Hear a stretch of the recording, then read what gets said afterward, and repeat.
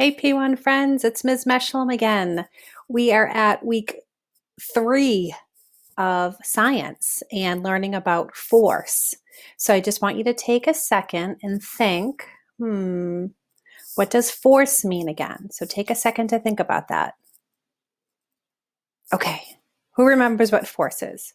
Force means the push and pull that makes things move, right, in different directions. And it can be strong force, it can be weak force.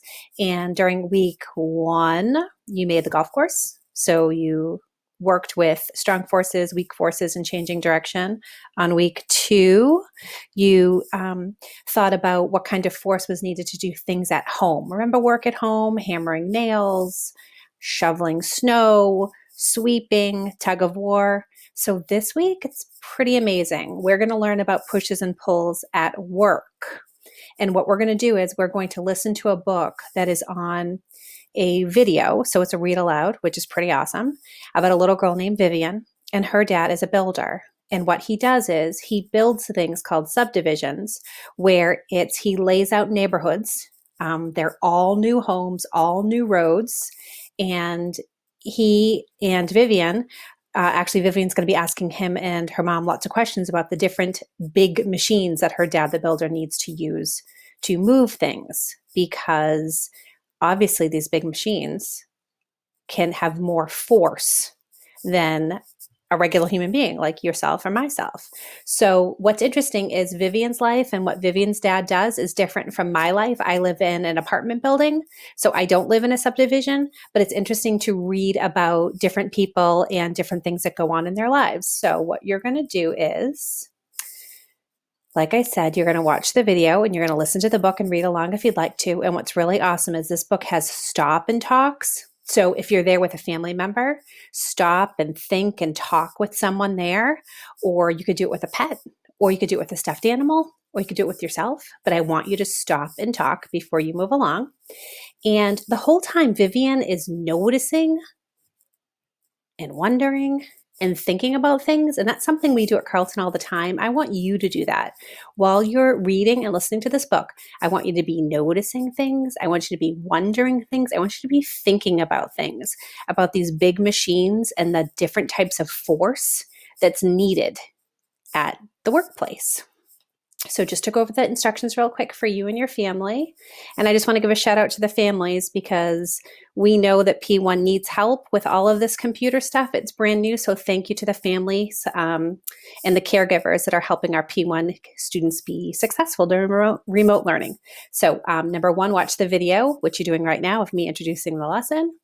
Number 2, you're going to watch the video below. And I'm going to scroll down here. This is the video that you're going to click, which is the book. The third thing you're going to do is you're going to answer 4 items that are in a Google form. And I created it. It's right here.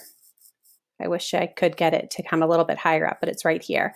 And that's a little bit different from what we've done before. I thought we would try this because Google Forms is something that's used in different grade levels also. I thought it might be fun to try it. So you can submit the answers right into the Google form. If your child doesn't want to do this, or if you don't want to do it, that's okay too. You can just write out the answers on a piece of paper, or you could print off the form. The child could fill out the answers, take a photo, and upload it like everyone's been doing so far. So I'm trying to give you 2 or 3 different options to work with.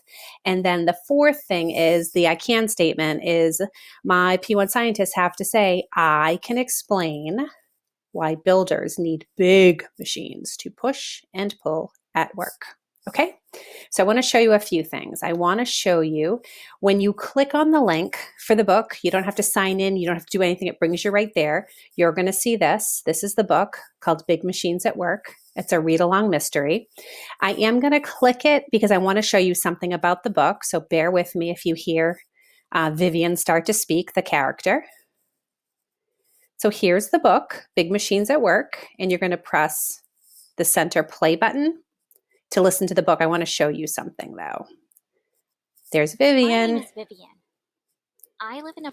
I'm going to pause Vivian. So here's Vivian, but I want to show you something that we have here. Here's the stop and talk that I was telling you about that you should do with a family member, do it with a pet, do it with a stuffed animal, do it with yourself.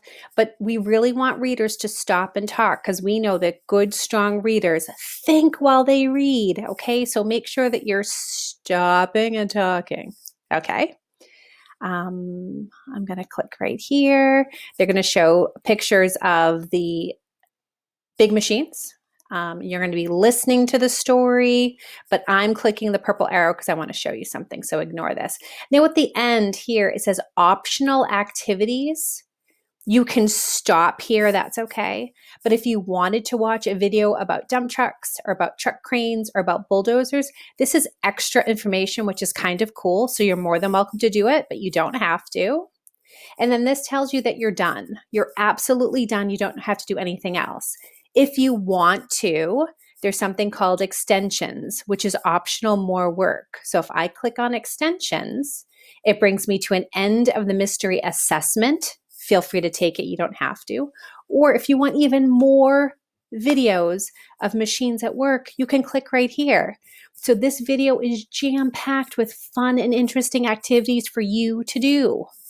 I thought that was pretty cool. So after you do all of this work, let's get back to where the book was. Bear with me while I clicky.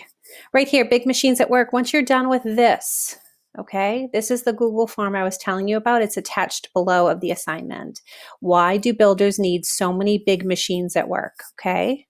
And I'll let you read this blurb, but the whole point is, like I said, the character Vivian, the whole time she's in the book, she's telling you things that she's noticing, things she's wondering, and things she's thinking. So now it's your turn, okay? I want you to write something that you noticed. I notice, and you can type your answer down here. I put an eyeball to remind you. I notice. I wonder. I wonder. What are you still wondering about the book, about the machines, about force? You can type that here. And then I put this. There's a boy and there's a light bulbs popping out upside his head while he's reading.